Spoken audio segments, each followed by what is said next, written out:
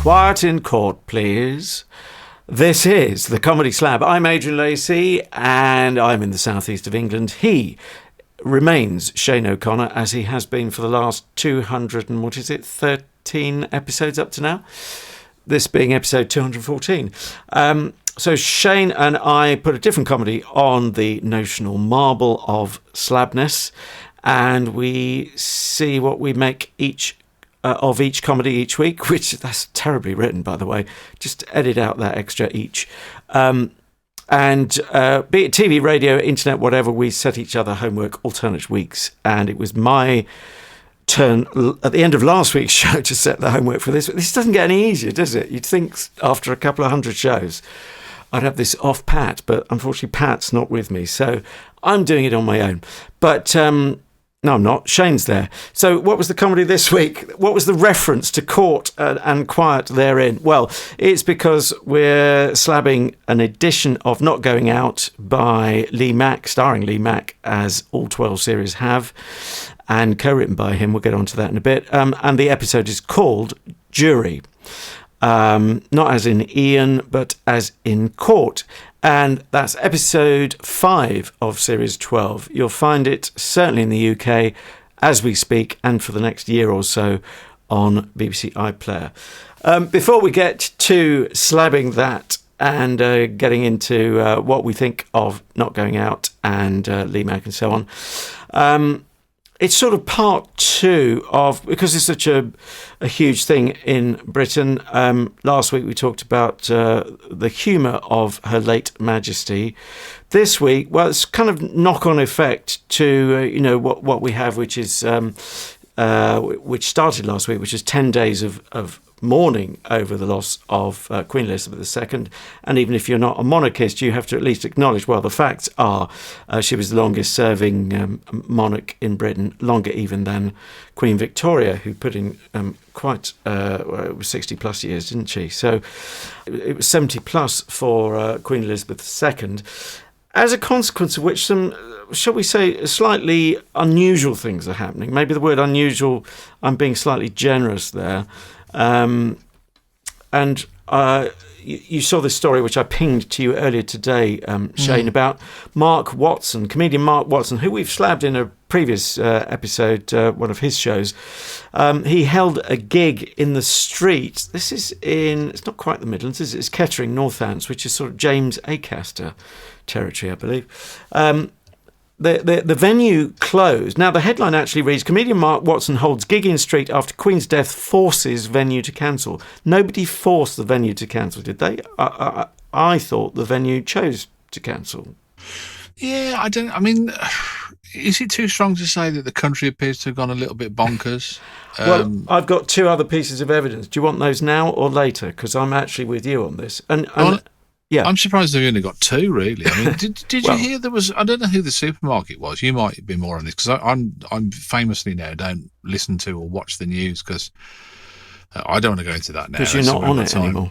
Yeah, no. Well, I will, and my case comes up next week. Yeah. But there's some supermarket had knocked the beeps off on their checkout machines. No. Because they thought it was because we're in mourning. I'm just thinking, it's beeping ridiculous. Well, here's my 2 pence. Thanks to my long-suffering partner, as she will be known in the sleeve of my book, which I'm still working on. She did request that sort of description, but she sent me this afternoon. Not with any slab in mind, I don't think, but just hilarity between us. But I do have to share this. Is it hilarious or is it slightly worrying? There's this. Oh, you told me what it was. I thought it was just any old bunny, which is a child's. It's not a toy. What's it called when you put whatever you put it, 50p quid in the slot these days? It used to be. Well, actually, I've got to let you into a secret, because as parents, our kids go on these things all the while. They're like kind of like slot rides, aren't they? Are they cleaning you out? Yeah, they are slot rides. Is it very expensive? In total. I couldn't tell you, because we never put any money in, and they don't actually know that they move. And you rotter! And they did see another kid whose parents had put money in, and Frank said to me, "Daddy, look, what's that doing?" And I said, "Oh, it must be broken." So, and it's a bit like a variation. And I got the idea from who was it that used to tell their children that when the ice cream man played the chimes, that meant he hadn't got any ice cream. He'd run out. I was thinking of the Harry Hill joke, which is my dad used to tell me, he'd serve up the pork chop. He said, that white stuff along the edge, that's the really luxurious part of the chop. The other bit you don't want to have, so I'll have that, son. So he spent his childhood supposedly eating fat. Oh, I like that. That's a good one. Yeah, remember that. Well. Make a note. So, anyway, yeah, they're like kiddies slot machine, right? Toy entertainment things, aren't they? That they just before we hit record, you corrected me. I just thought this was just any old bunny holding on to a yellow car. But it turns out, what is it? Well, it's a character. It's a character from children's television called Bing, who is actually banned in our house because he's the Bing moaniest. And I think I can say this without fear of any reprisal. He's the moaniest little shit you've ever heard in your entire life. He moans. I thought that was you. No. Okay. He moans all the way. He's like, everything he says, he's like, there's two reasons I don't like Bing. Right. Is because he says things like bestest. And so you're trying to teach your kids correct grammar, it's so that they'll speak like it? what I does. Yeah, and then they're going, it's the bestest thing ever, and he's like really whiny. So yeah, but that's Bing. Well, that might put a new slant on, possibly, if we're being generous. Can I just say, do you know the veracity of this? Is this? I don't think this is. I think somebody's done this for a gas. Well, okay, but. Anyway, taped onto the nose of this big bunny at the end of this slot machine with a yellow car is a note saying, as a mark of respect to Her Majesty Queen Elizabeth II, we are suspending the use of this ride while the nation is in mourning. Thank you for your understanding. Now, see, I'm innocent enough to think that might actually be for real, but you're questioning that. Does it, I suppose, given what you said about Bing, the character on telly, and I've got one more up my sleeve, so we must get to that quickly. Does it make a noise? Do you think that was the problem, that it was moaning in the background? Wherever it was. Good moaning. I'm really fed up the Queen's dead, he was saying. Well, he's not going to say anything bespoke. I'm not that daft or gullible. Well, let me give it... This is definitely genuine, because this came in an email. Okay, it's not potentially as funny as that. But I've got a screen grab if you don't believe me, and I could send you the email. It comes from the Radio Academy. It's no more exciting than that, friends. And I've actually... What is that? What is the Radio Academy? Is that... It's for people who want to... No, I'm going to choose my words carefully, because you never know when you need these people. It's a professional organisation, a talking shop, and I don't mean that as a pejorative, for people who want to discuss different topics about hopefully making better radio. Right. Now, I can tell from your tone, we're not going to go down that route because we don't want to end up in court other than in Lee Mack's court. Here's a quote from the latest email from the Radio Academy. We send our thanks to all broadcasters covering the Queen's state funeral in the week ahead and appreciate your hard work supporting the British public at this time. Now, you might think that's pretty innocent, but on no other week have they thanked broadcasters covering the really boring stuff out in the rain, day to day. And surely, if they're supporting the British public, well, I mean, it's their job, isn't it? Do we need to give special thanks to people doing their jobs now? And it's rubbish as well, isn't it? Let's be honest with you. I mean, I can't think of anything in these circumstances. But, you know, when a monarch dies, I can't think of anything worse than tuning into a radio station who's doing wall-to-wall, right, let's talk to Brian in Northampton, who once sat on his sofa when the Queen drove into Northampton, and he never met her, but he heard the car. And, you know, it's because I ended up having to do this rubbish. And they all think it's great. They're all having a real kind of... I was going to say something rude then, but they're having a whale of a time. Are you talking about the professionals having a whale of a time? They're having a manifestation of some sexual excitement. Oh dear, it's nearly as bad as it was going to be. I don't think that leaves too much to the imagination. It's just a posh way of saying it, isn't it? But you know, they're all going, "Oh, this is fantastic," and it's not. People are going, "Oh, the Queen's dead. That's all I need to know. Switch it off." Anyway, let's focus for a second on Mark Watson. I mean, great PR opportunity He bought all the people. I think it was only 50 people gathered, but that's not bad going since it wasn't advertised and wasn't at the venue. I assume it was very close to the venue, but he bought them all a drink at half time, which I think is a great PR twist and a win-win for him. But I'm not sure the venue comes out looking particularly good any more than the venue that banned Jerry Sadowitz. But I'm eliding two different stories from different weeks, but. Do you know, I think there is a real corporate fear, isn't there, of not doing the right thing. Yes, they're trying to second guess and head off bad headlines. The mob. I mean, this is it. This is now. I mean, corporations, small businesses, everything from one-man bands right through to multinationals are all sitting there thinking, what will the mob think? Mm-hmm. The digital mob, and I don't know where it ends, really. I really don't. Just a little tweak on the venue, but it still raises more questions than it answers. He was due to perform at Kettering Arts Centre in St Andrew's Church. That's interesting that it's inside a church, but had to postpone it after the church opened for the public to pay their respects to the Queen. Well, again, they had a choice, and did it have to be that place, or could they have found another venue for him? It's a contractual thing, isn't it? Apart from anything else. And I don't know the history of it, but he's likely to have advertised it weeks before, and people have bought tickets and all of that. Anyway, he still gave him the show. I just hope he had a decent PA. That's all I can think as a former sound engineer. Right. On that note, we move swiftly and irrevocably. Because you're right. Because I don't know if you've ever been to Kettering, but the acoustics are absolutely horrendous in Kettering. They're just you're shouting into the wind, really, aren't you? Yeah. Anyway, that being so, let's move to not going out. I couldn't believe. Were you surprised like me that we'd never slabbed in 214 shows previously, or 213? Never slabbed not going out, because that has been running, as I say, 12 series. Yeah, I must admit it was one that I thought might have popped into my brain. Oh, can I just make a quick apology as well? Last week's podcast. Or last episode, if you were just watching these chronologically at some time later, we were talking about Morris Baum, and Morris Baum. I still don't know how to pronounce his surname, but he sent me a note. He said, my name's Morris. He said it's Welsh. Right? Don't we look silly? So sorry, Moz.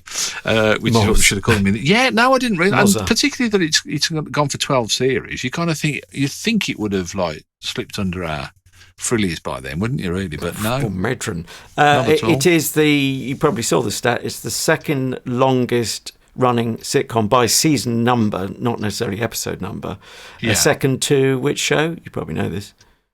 Is it Last of the Summer Wine? It is indeed, yeah. I mean, they're going to catch Last of the Summer Wine. Is it 312 episodes that ran for? So yeah. So by episodes, that's head and shoulders above them. But yeah, in terms of seasons, because we don't, not like the States and not like Bob's Fabulous Burgers, thank you, Morris, from Wales, or at least your name's from Wales, that's run for 12 series, but that's not the norm in Britain, is it? Our commissioners aren't that kind, apart from anything else. No, and I do wonder with this, whether they kind of the more it goes on, the more that they want to keep it going on, because they don't want to lose the mantle. I don't know. Did you see it did get cancelled a few series in, and then there was a protest. How often do protests actually work in bringing back shows? I wouldn't have thought. On the BBC all the while, don't they? I'm not sure whether they're engineered or whether it's reality. But I mean, like Six Music, and there's every time. Yeah, I was thinking of Six Music, but I couldn't think of another series that had been reinstated. But maybe we should take that as a challenge. Yeah. Next time they cancel whatever we like, or we just feel like a good old complaint. Right, so is it fair to say, Milad, that you were pleased that I put Not Going Out finally on the slab? Well, no. Oh, no. You misery. Do you know what you're like? You remind me of Bing, the funny bunny. The whining rabbit. No, only because I think it's gone through a bit of a roller coaster ride in its 12 series, and maybe we can talk about this. I'm not sure how much of it is the suits interfering with it and saying this has to go in this direction now. I mean, very famously, I think it was after 7 series, Tim Vine left. saying that, I don't want to do anything forever. But I kind of thought, that doesn't. I think he didn't like the direction it was going in, and thought it was time to bail on it. But yes, I mean, my view was, okay. From where are you going to pick an episode? Will it be the first half, which I really liked, or will it be the second half, which I don't care for and don't watch anymore? You mean earlier series by first half? Yeah. Well, the joke's on me anyway, despite the fact I deliberately went for the current series. The reason I was going for it was I made reference last week, just a brief reminder here, to the fact that he'd been on the radio recently saying, very definitely in the mainstream, that's where he pitches it, and he felt the character had to move on and become a family man. So they moved out, I won't say to the sticks, but sort of commuter belt, isn't it really? Is it Chiswick? I thought it was somewhere beginning with W, or somewhere Surrey-ish. Yeah. Oh, we'll get it in the moment. Anyway, we'll worry about that later. But I was intrigued by that. But then the joke's on me because I picked an episode where I just loved the sound of the jury thing.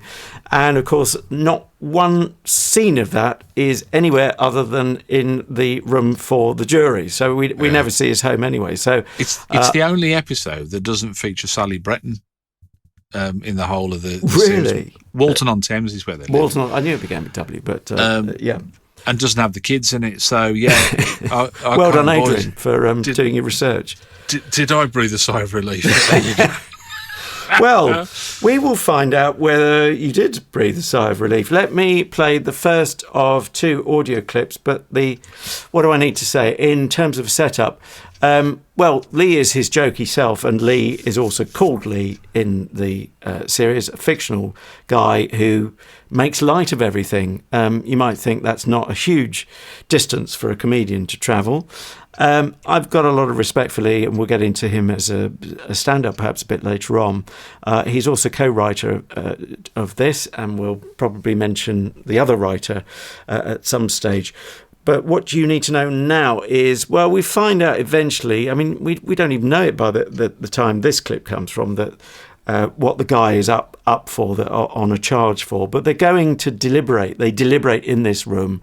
Right from the outset, we know that they can't leave this room until they've come up with a verdict. Initially, it's meant to be unanimous. This is a few minutes into the episode. And Lee's just looked through the blinds, the Venetian blinds outside to where his car is parked, and noticed it's got scratched. And as it's the jury only car park, Lee says, well, come on, it's got to be one of you. And of course, the you is 11 other people, good men, women, and true, supposedly. Certainly a very diverse bunch. And what are they going to make of his accusation? Or maybe it's like an Agatha Christie thing and everyone did it. You know, a tiny scratch each. As our friend here has pointed out, we seem to have reached a decision. So, we need to deliver our verdict. Oh, hang on, what about my car? It's not relevant to the case. Aha. Or is it? Aha! No, it isn't. Ladies and gentlemen, let us return to the courtroom. Not guilty. What? I'm voting not guilty. How come he gets 2 votes? If you vote twice, it won't count, but you still may be charged at the network rate. You've already said guilty. Oh, no. I never actually said the word. You said it was obvious. Yeah. An obvious setup. Excuse me. I hope you're not accusing the police of anything. As a community support officer, I can tell you now, a bent copper is as rare as hen's eggs. You mean teeth? Teeth aren't rare. Should we have a headline first, or? Oh yeah, I love your headlines, or at least, am I not going to love this one? I don't know. We've got 2. I mean, the one I think is a bit of a weak one, so I got the other one. The first one was dodging the My Family bullet, which is how I felt about the episode, because I thought, oh God, I'm in for an episode of My Family meets Outnumbered, which is what I think they've turned this into. But then obviously realising that it isn't. And then that took me on to my other headline, which is a wonderful tribute, Lee Mack's Half Hour. because this is 12 Angry Men redone for the modern times, isn't it? This is the Hancock's half-hour episode, 12 Angry Men, where it's slightly different because he wants to all keep him in the room because he's found out that he gets 12 shillings for expenses for a day. And so which was a lot of money in them days. But of course, there were 2 films called 12 Angry Men, and the first of those is 1957, so I'm guessing Hancock was, shortly after that? Yeah, I think, that was a direct spoof, wasn't it? I think they must have, Galton and Simpson watched the film and thought, we can do this, our way kind of thing. So, I mean, we went into it, you go into it thinking, I'm sure you do as well, when this is not going to be anything, it's not going to be groundbreaking, it's not going to be anything new, it's going to be a certain formula, but oh my word, they do it so well, don't they? Oh, it is beautiful. And where to go? I mean, again, I'm going to use the T word I used the other week, theatrical, and meaning it as a massive compliment. Yeah. I was using it of Steptoe and Son. You mentioned Galton and Simpson, coincidentally. But it's the fact that, again, I'm going to use the old... it is an old cliche about comedy so often being about confinement. You've got classic confinement, and you've got a believable reason for it. It's not stretching it. They do actually need to be in this room, and they're not allowed to leave until they come up with a verdict. And that's how it is, unless the foreman's then got to go back. So much to dig into, but what a ready-made, beautiful setup. In the variety of characters you can have, because that's what juries are. They're meant to be a mix of people, aren't they? Mm. And you've got young and old. Well, he actually lists it at one point. Where do you want to go with your scalpel? Can you remind me that second wonderful tribute? Did you say? Or where's that effect? Yeah. A wonderful tribute. Lee Mack's half hour was the second headline. It was tinged with sadness though, because I don't know if you noticed that Gwyneth Powell was in, where she played. She's credited as playing the nice lady.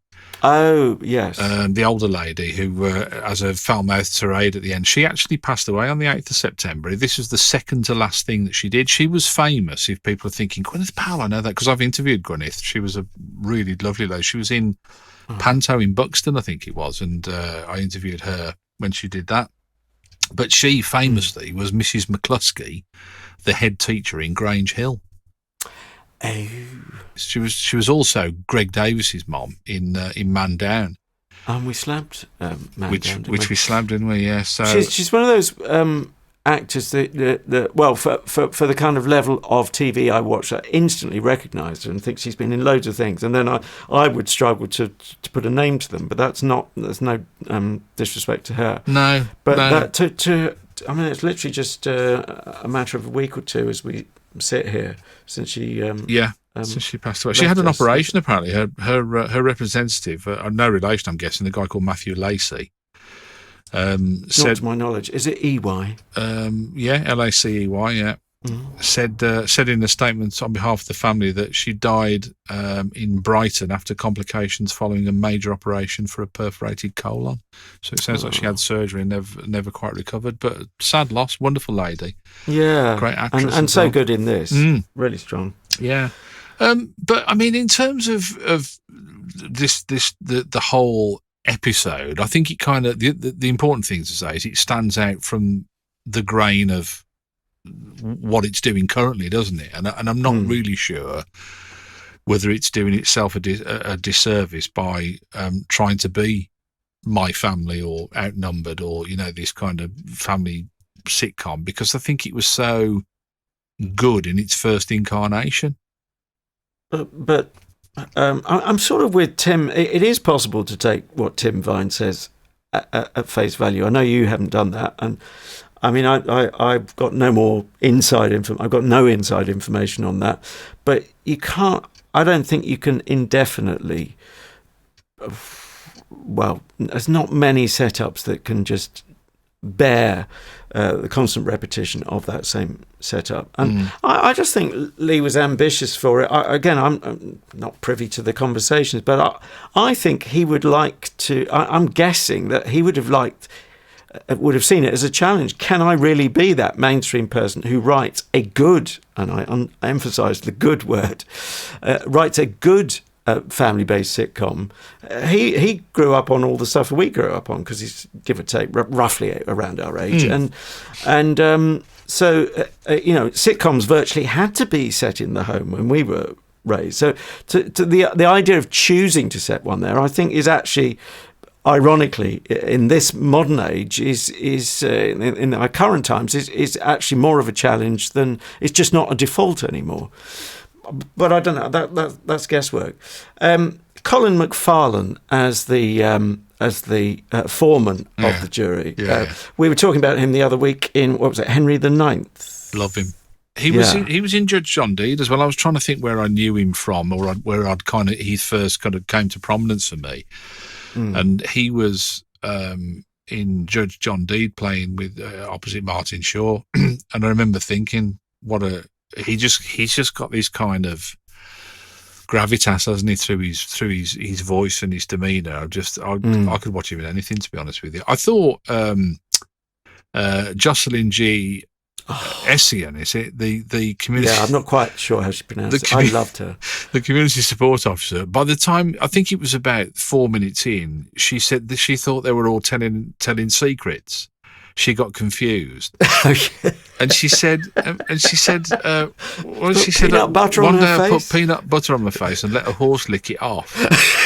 And I just thought, this is just awesome, isn't it? It's just so. I mean, I'm so glad you liked it, because I couldn't have coped if you didn't get her. But did you ever see any of Little Miss Jocelyn or hear her on the radio? We could slab that. No, I haven't. And she's got, as you could tell there, she's got the strength to carry it off on her own. So she had a whole series to herself. Oh, she got great timing as well, hasn't she? I mean, she just and really... so deadpan. Yeah. It's just great acting, because you utterly believe that she's utterly convinced by what she says. She's I mean, that's the thing, is when you get a silly character like that, who kind of doesn't really get life, and he's kind of a bit of a doofus. It's so easy to hit the needle into the red and to play like really bigger than you should. Yes. When in actual fact, if you play it really tightly reined in and quite small, it has more of an effect, because the realism is bigger then, isn't it? And she hit that mark just absolutely excellent. And it just felt like a nice quality piece of drama that happened to be hilarious as well.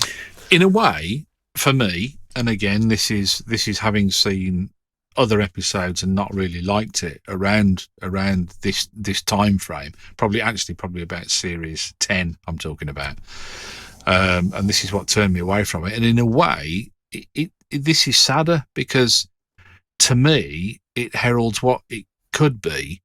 And how good it could be, rather than what it is, which is. So you've actually seen an episode, because I still haven't seen, as I say, I still haven't seen an episode of the family-based part of this series. 12. Any other episode? Yeah, I think I watched 2 out of series 10 and thought, this isn't for me anymore. This is. And this is just knowing the BBC as I do. It smelt to me like, some executive somewhere had said, I tell you what, Lee, I think we need to kind of introduce some children and give them some funny lines as well. And I think we need to do this, and I think we need to do that. And, this idea, can you move it out from London? Can you move it out to the burbs and see how that pans? It's all, it smacks of over-engineered to me. But don't you think Lee's sufficiently powerful at the Beeb to push back? I mean, he's grown up. And nobody's bigger than the BBC, Adrian. That's the first thing they teach you at the BBC. Nobody's bigger than the BBC. Yeah, but who is teaching you? It's another person, and they're only 5'6". Yeah, but do you know what I mean? You didn't see through that. That is the line in the sand. Yeah, but wouldn't Lee walk? I mean, if that was the scenario, Lee would find another tanker, surely. Where would he go? ITV? I don't think so.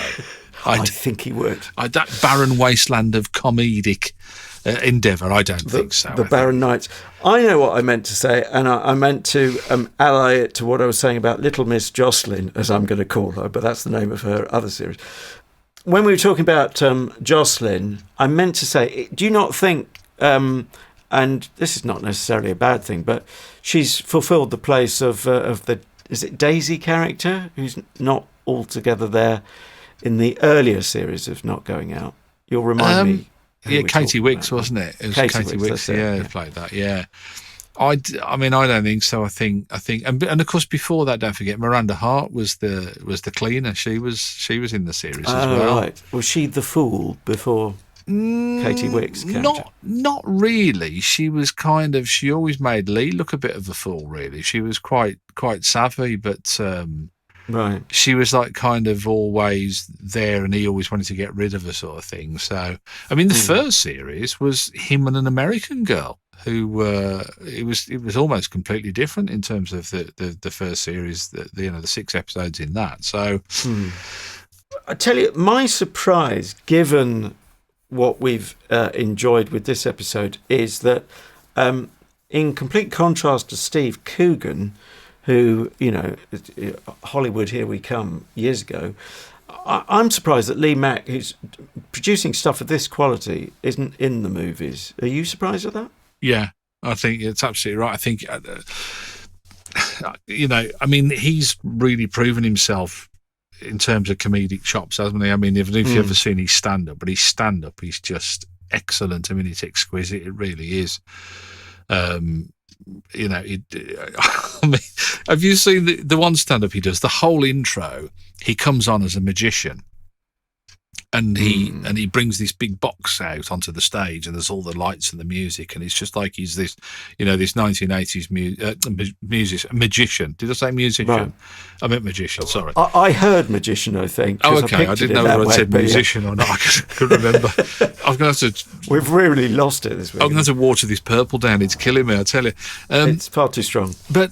So he comes out as a magician, and he's got this box, and he gets 2 people out there, 2 young kids out the audience, and he puts them in the box and covers it over and spins it round and like that.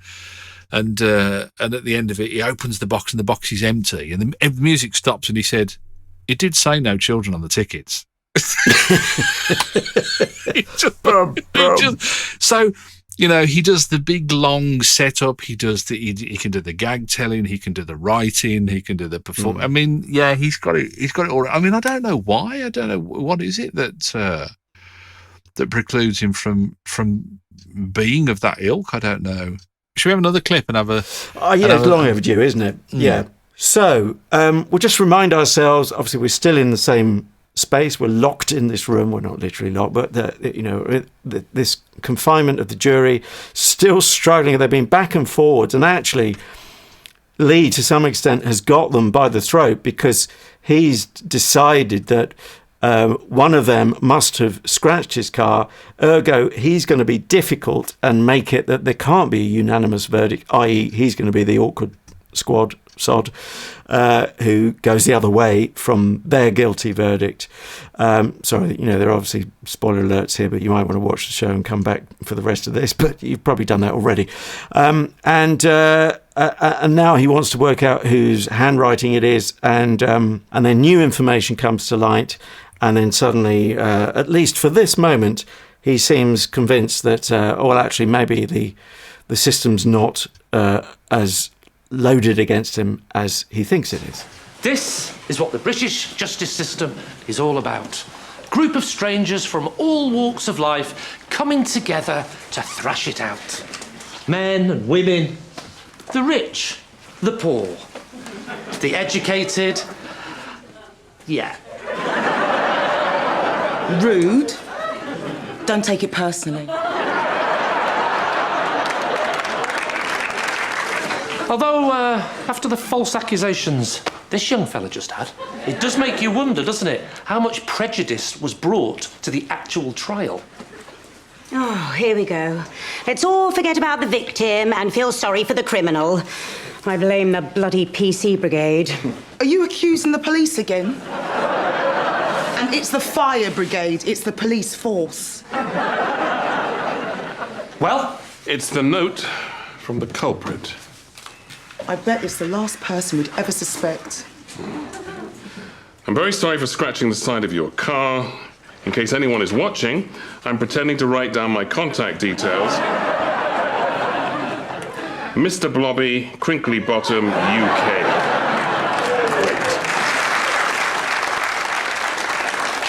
I've got to be honest, that really is the last person I suspected. Love it. I love hearing Samantha Spiro again as well. She was in that that other Lee Mack thing, wasn't she? Where he did where it was it shot in, was it real time? They were that we did Slab. Yeah. Yes. She was in that as well, wasn't she? She was she his ex-wife or something, lived across the road or something like that? I think so. Yeah, they did have neighbours diagonally opposite, didn't they? It's interesting. The characters, they're all kind of stereotypes as well. I did wonder how you'd feel about that. You know, whether you kind of think, oh, actually, no, they shouldn't do that. But like the young kid, he talked like in it and all that sort of stuff, and then. Samantha Spiro's character is actually credited as bigoted woman. Yes. And Katie Redford plays Jill the phone woman. She's the young girl who's always on social media. She's got 3 phones with her. Jolyon Coy, we think he's a stockbroker, but it turns out he isn't. So Gwyneth Powell, the nice lady. And there's the stereotyping in there as well, isn't there? Does that present a problem, do you think, or is that lazy? It didn't to me. No, it certainly didn't feel lazy. I would never accuse Lee of that, because I can imagine he works like a Trojan. We must mention the co-writer, by the way. But in terms of those characters, I should also mention it's an Avalon production, and I assume. And remember, assume makes an ass of you and me, but I believe that would be his management company as well. He's got his own production company called Arlo, hasn't he, as well? It's also an Arlo production. It's a joint thing, right? Okay. Yeah, Arlo is his son's name. Oh, right. Okay, we may have discussed that in the past.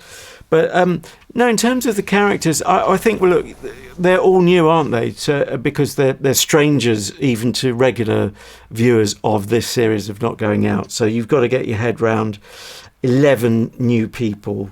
And I think, it is comedy. And, well, maybe I'm a bigoted man, but, I mean, don't young people speak a bit like that? Some of the time, for real. So it was an allowable artistic license for me. Can we talk about the co-writer? Do you know anything about Daniel Peake? Thank you. Yes. Yeah, he was the guy behind Code 404 that we watched. You weren't so keen. I didn't mind that too much. Yeah, was he? I don't know if you can remember if he was solo writer on that. Not sure. I know he'd written some 2 pints of lager and a packet of crisps. He wrote My Hero, which was a vehicle for Ardlo Hanlon. Do you remember that, where he's a superhero? Not sure I've seen that, no. We should slab that, because I'm not sure whether it was terrible or excellent or somewhere in between. And he also did some work on Horrible Histories as well. So he's quite prolific in a writing sense, isn't he? I think he's he's done quite. He's not too shabby at all in that. No, not at all. But then you wouldn't expect anyone working alongside Lee Mack. I mean, I don't think he'd tolerate shabbiness. The interesting thing is in the small world of Wikipedia, which is actually my whole world. So. Daniel Peake doesn't actually have his own page, which surprises me. But I'm reminded, just having a quick look at their page on Not Going Out, that Andrew Collins was a co-writer in the early days. I first came across him as a Six Music presenter, but he's more writer and script editor than that. Time is kicking on. We must be swift wrapping this up. We've got to put some numbers on it. Do you want to go first, darling? I think I did last week. Yeah, I'm not gonna fanny about. Please don't. Not in front of me. Not in those trousers. Not in front of the children. I'm just gonna whack a 4 up there, really, because it was just a bit of class for me. Probably out of the ordinary and out of the norm, but who cares? At the end of the day, I loved it. I thought it was a great episode, really funny, laugh out loud moments, great cast, great writing, silly jokes, which just really landed very well. Like they were saying, I bet Mr. Blobby isn't his real name. What's his real name? It's Hugh Jorgen. You kind of think it's all a bit... It just goes on and on, doesn't it? It's all a bit silly, but I just loved it. I thought it was really good stuff. It's 4 from you. It's 4.5 from me. I've wrestled over that extra half because I'm a tightwad, but no, it is class. So 8.5 out of 10 from us, which is not a weekly occurrence, but it would be nice if it was a little more frequent. Are you going to make it a likelihood going on inevitable next week? What's the homework, big boy? Oh, yeah. I was going to say, if my recommendation, by the way, is if you do want to watch Not Going Out, start at series 1. It's interesting to see the first series and how it changed.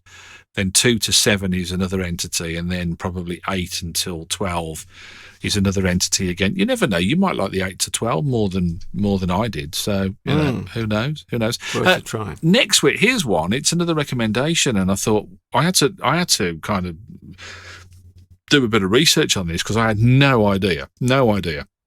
But Ian Klein, who listens to the Comedy Slab podcast, suggested. He said, "Why don't you do Look Well?" And I thought, I haven't got the first clue where to start with this. I have no idea what Look Well is. So I did a bit of research and found out that this thing is, it was a pilot. That's as far as it got. It's the American series, written by Conan O'Brien, no less. And chat show host, amongst other things. Yeah, in his much younger days. I'm thinking we're talking about the 90s here. It stars Adam West, who, of course, a lot of people will know as Batman from the 1960s series, and later as Mayor West in Family Guy, just voice only, of course, for that. I mean, it's about this guy who's like a kind of washed-up TV action hero, and he kind of gets the wrong impression that he's allowed to solve crimes in real life, and that's kind of what the pilot's about. And I thought, yeah, why not? We managed to track it down on the internet because I don't think you can get it anywhere in terms of commercially. So it is only the pilot, and next week we're looking at Look Well. Look you, boyo. Look you. And you're linked to that as ever, but so you're saying it's on the interweb, I believe YouTube. Yeah, YouTube. If you just put in Look Well Pilot, you should find it, and if nothing else, it will come up with loads of footage of very well-looking pilots. Yes, yeah, people which working will be fun. People working for British Airways in look healthy in casual suits with a tan. So you look well, pilot. What's not to like? Okay, well, do join us on social media at Comedy Slab on Twitter, and likewise, that's our handle on Facebook. And I was going to say mouth-to-mouth resuscitation. What do I mean? Person-to-person recommendation, or mouth-to-mouth resuscitation if you need it. But if it's that serious, maybe you're not in the mood for the Comedy Slab. I'm not sure, or maybe you need it all the more. And finally, if you could give us a big thumbs up and big stars up on what's it called, Apple iTunes Podcast Weekly, whatever it is, something like that, and a bit of blurb saying what you like about the show, that would be fantastic and warmly appreciated. Was it wrong that I laughed at the line when they were talking about this, the guy that they were trying in the jury, in the Lee Mack thing? Was it wrong that they said that he'd stolen tin food, and they said, was it Lee Mack said alphabeti spaghetti it was? He said, and that can get him a long sentence. Was it wrong that I... that was the line of the show, which you've just ruined or made for people. Yeah, but go along and enjoy it at iPlayer if you can. Anyway, thanks for your company this week. It's been a pleasure. I'm off to find that miserable moaning rabbit Bing and give him a good kick him, and probably cut the plug off him as well, because he's not being used anyway. And I've just looked out the window, and have you scratched my car, Shane?